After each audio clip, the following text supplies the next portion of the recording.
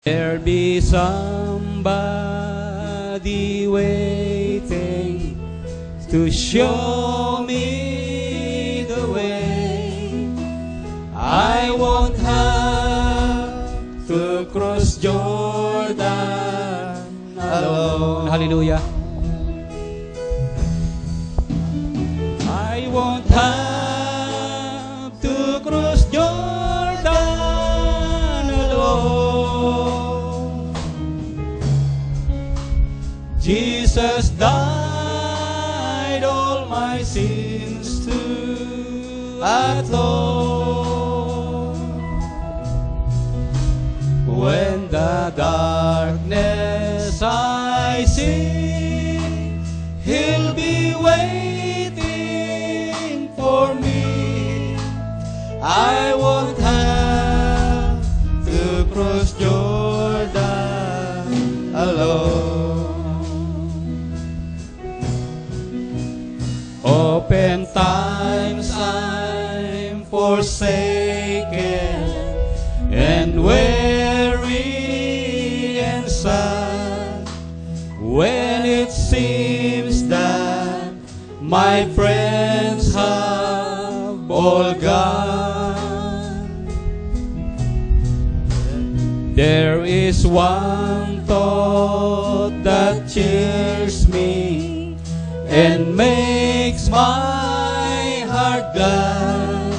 I won't have to cross Jordan alone. Hallelujah. Glory. I won't have to cross Jordan alone.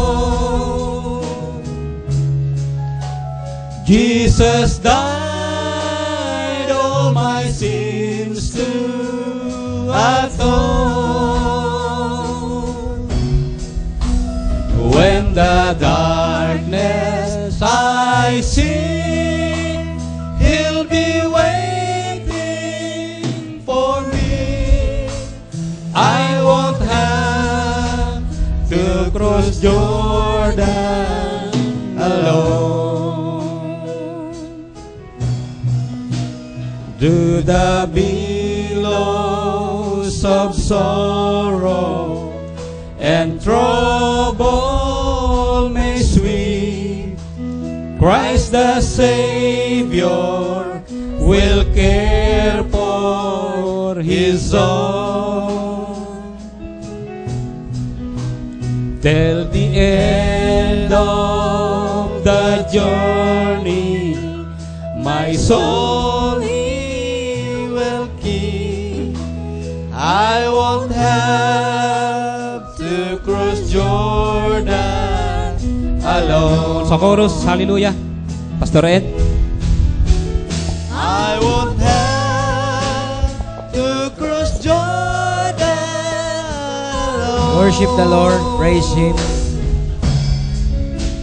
Jesus died all my sins to atone. When the darkness I see, He'll be waiting for me. I won't have to cross Jordan alone. Hallelujah. Glory to God. Let's pray. Hallelujah. Dakilang Diyos, mapagpalang Ama, maraming salamat Panginoon sa gabing ito. At kami dinako mo sa iyong gawain upang makisama sa iyong presensya at mag-aaral sa iyo, matuto at mapuspos ng mga kapahayagan at kaunawaan na nanggagaling sa iyo. Gamitin mo po ang iyong alipin, Lord, na walang magagawa. Ikaw ang mataas at madakila sa aming kalagitnaan. Ikaw mag-take control ng buong gawain. Ikaw ang magbigay ng kalakasan sa bawat isa na dumirinig at naabot ng tinig na ito. Ang pagpapala ay sumaaming lahat. Hallelujah sa pagkabasa ng mga salitang ito. In Jesus Christ's name we pray. Amen and amen. Tayo po'y makaupo na. Ang ating topic ay Three Sons' Name. At Ang teksto ay Luke 17:30. Even thus shall it be in the day when the Son of Man is revealed. Gayon din ang sa mga kaarawan na yon na ang anak ng tao ay mahayag, kagaya sa panahon ng Sodom, kagaya sa panahon ni Noah. Okay, yun po yung pinagkuhanan ng teksto. Ang Diyos ang magpala sa kanyang mga salita. Now, natalakay kahapon yung fullness of the Son of Man. At yun po ay naipresent natin. At of course, bago natin naipresent yon, kailangan muna nating ipakita na there are 3 sons name. Amen? Hindi lang Son of Man, kundi Son of David, Son of God, Son of Man. Now, napakahalaga po nitong subject na to dahil pwede kang magdamdam at pwede kang magtampo dahil hindi ka pinakinggan sa iyong prayer. Diba? Sapagkat mali ang iyong confession. Kagaya nitong text na babasahin, sa respect message, merong Syrophoenician woman, that time when she come up, sabi sa quote, look how she was turned down bitterly.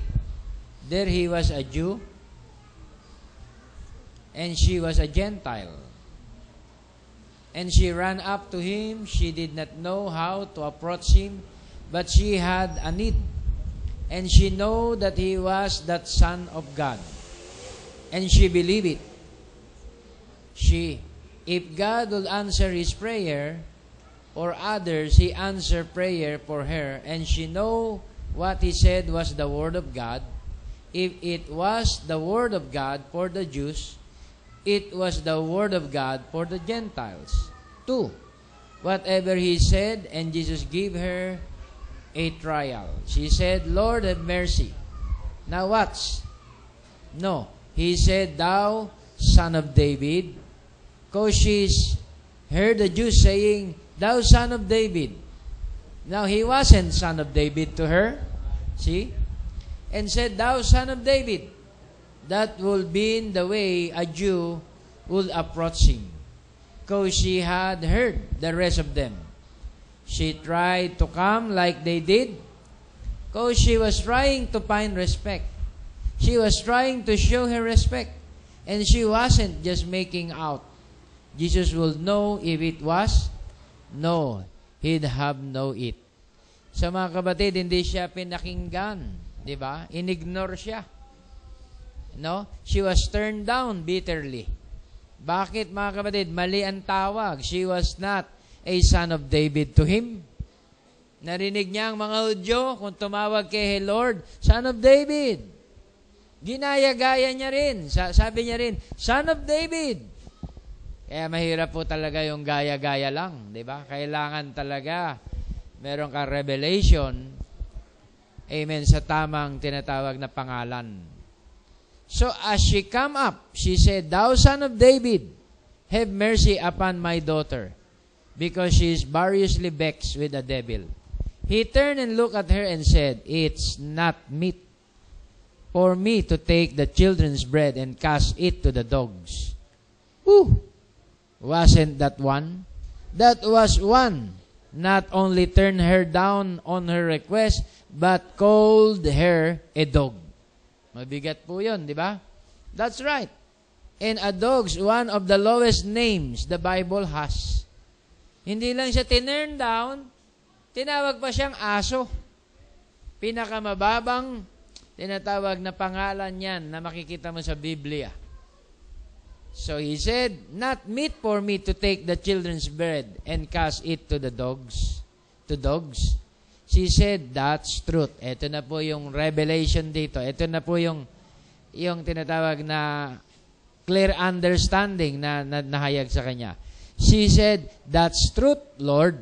Lord. Then she got it. Can you say amen?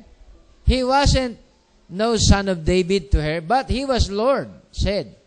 The true Lord, that's right. But the children eat the scraps under, or I mean, the dogs eat the scraps under the masters.